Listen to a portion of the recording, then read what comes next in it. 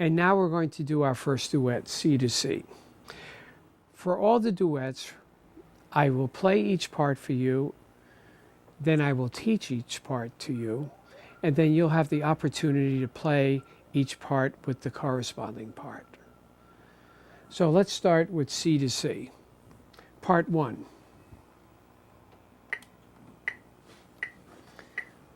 First part. 1, 2, 3, 4.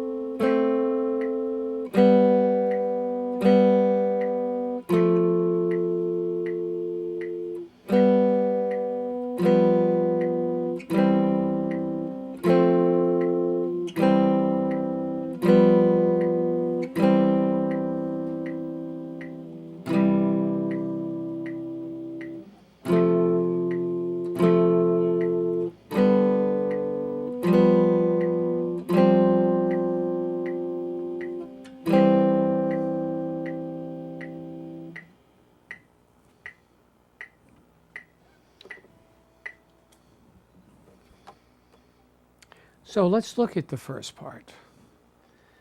This is mostly a review of the chords that you had in the 2 previous pages. Whenever you're playing these chords, as soon as you play that one chord, you look to the next one and prepare in your mind how to play that next chord. In other words, if we're playing the first chord, which is a C chord, as soon as I play that, I notice that I can keep my first finger on C and move the other 2 notes to play what is known as the F chord. And back to the original chord. The third chord, all we have to do is play the note F and open strings B and G, and back to, and then. So how I would practice this is just to make sure, first, without a tempo, trying to connect the chords.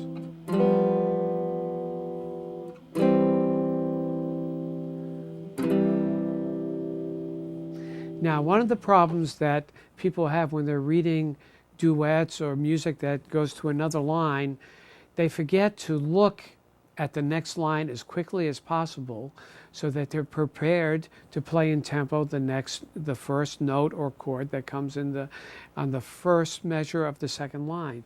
So as I'm playing, I am looking and preparing for that next chord on the second line, which is actually the hardest chord that you have so far. So I'm playing this low C chord. So it's 1, 2, I'm looking at the next chord, and then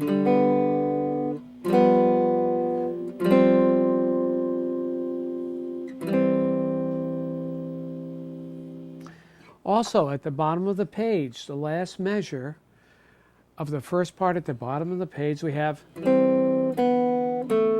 make sure there's no half note or whole note to go to the top of the next page, so make sure you know what's coming next. G, then F. Then we're counting 2 beats. 2 beats. Get the notes. Look ahead after the G, then the 2 notes.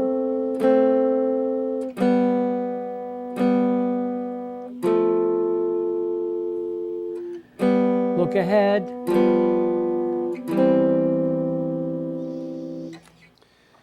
Hopefully you looked at the music while you were listening to me playing and also looking at me playing this.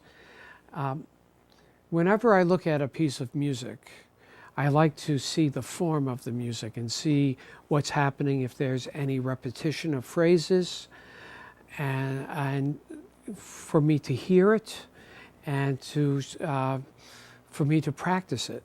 In this piece, if you notice, the first 8 measures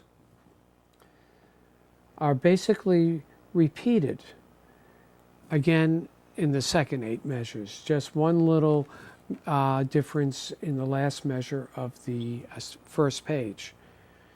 And if we look at the last 8 measures, that's the same as the first 8 measures.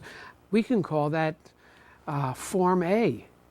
And if we look at the first 8 measures on the second page, that is different than what we played in the previous measures. So let's call that B. So what actually comes out to in 8 measure phrases, A, B, A. So now I'd like you to practice that, and I'll play the second part for you when you're done practicing the first part.